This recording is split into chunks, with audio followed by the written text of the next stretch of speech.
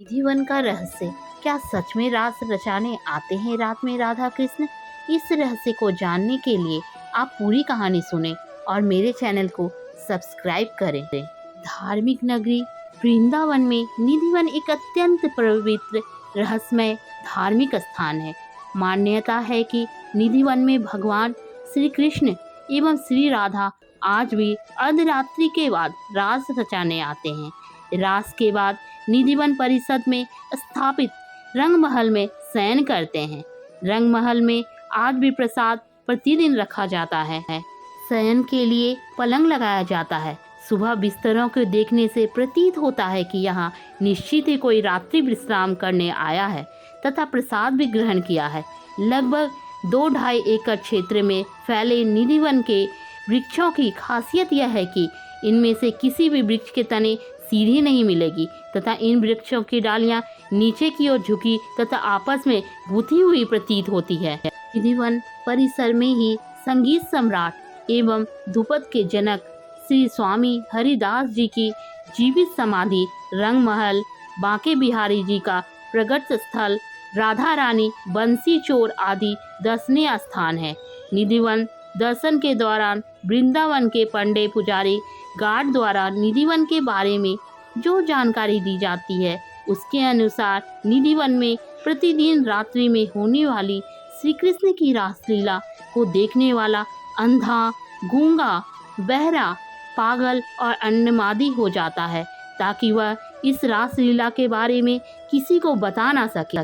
इसी कारण रात्रि 8 बजे के बाद पशु पक्षी परिषद में दिन भर दिखाई देने वाले बंदर, भक्त, पुजारी इत्यादि सभी यहाँ से चले जाते हैं और परिसर के मुख्य द्वार पर ताला लगा दिया जाता है। उनके अनुसार यहाँ जो भी रात को रुक जाते हैं वह शारीरिक बंधन से मुक्त हो जाते हैं और मुक्त हो जा गए हैं उनकी समाधि परिसर में बनी हुई है। इसी के साथ गार्डन यह भी बताता है कि निधिवन में जो 16,000 आपस में गुथे हुए वृक्ष आप देख रहे हैं वही रात में श्री कृष्ण की 16,000 रानियां बनकर उनके साथ रास रचाती है। रास के बाद श्री राधा और श्री कृष्ण परिषद के ही रंगमहल में विश्राम करते हैं। सुबह 5:30 बजे रंगमहल का पट खुलने पर उनके लिए रखी दातून गीली मिलती है और सामान बिखरी हुई मिलती है, जैसे कि रात को कोई पलंग पर विश्राम करने आया था। भक्तों और स्थानीय लोगों का मानना है कि भगवान कृष्ण रात में रासलीला करने के लिए यहाँ आते हैं। भगवान कृष्ण राधा और गोपियों के बीच यहाँ नृत्य करते हैं। ऐसा माना जाता है कि आरती की पवित्र प्रक्रिया के बाद मंदिर के आसपास किसी को भी जाने की इजाज़त नहीं होती। ऐसा भी कहा जाता है कि रात के समय मंदिर में रह जाता है तो या तो वह अंधा हो जाता है या फिर सुनने की क्षमता खो देता है। चित्र उद्यान में एक छोटा कमरा है जिसमें प्रतिदिन भगवान कृष्ण के लिए चंदन का एक बिस्तर तैयार किया जाता है। पलंग के पास चांदी का एक गिलास पानी पान के पत्तों के साथ रखा जाता है। साथ ही दांतों को साफ करने के लिए 2 ब्रश, साड़ी, चूड़ियाँ भी वहाँ रखी जाती है। सुबह जैसे ही दरवाजे खोले जाते हैं पुजारी को पानी का एक खाली गिलास, आधा खाया हुआ पान और बिस्तर इस स्थिति में मिलता है जैसे कि उसमें कोई सोया है। बंदर भी रात में आरती के बाद निधिवन छोड़कर चले जाते हैं। मंदिर देखने के बाद आपको छोटा सा कुआं देखने को मिलेगा।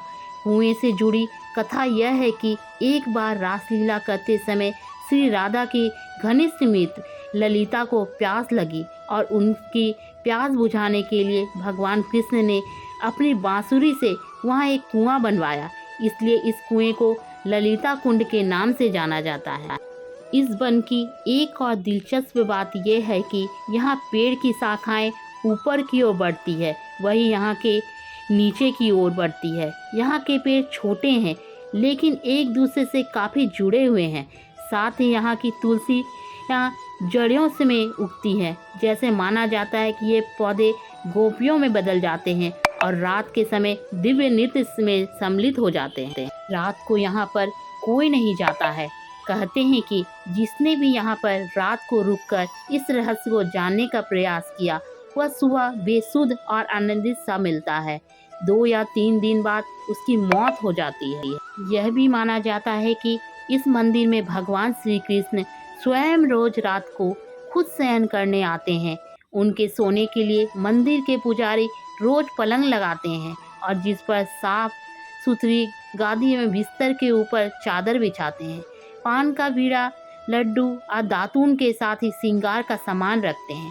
लेकिन कहते हैं जब मंदिर खुलता है तो उस बिस्तर की हालत देखकर सभी अचंभित हो जाते हैं, क्योंकि उसे देखकर लगता है यहाँ कोई सोया था। यहाँ के आसपास के अधिकतम घरों में खिड़कियाँ नहीं हैं और जिनके घरों में हैं वे शाम की आरती के बाद खिड़कियाँ इस डर से बंद कर देते हैं कि कोई मंदिर की दिशा में देखे नहीं, अन्यथा वह अंधा हो जाता है। पशु पक्षी भी शाम होते ही छोड़ देते हैं यह वन, समेटते हैं कई रहस्यमय कहानी।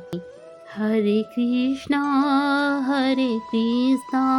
कृष्णा कृष्णा हरे हरे, हरे रामा रामा रामा हरे हरे।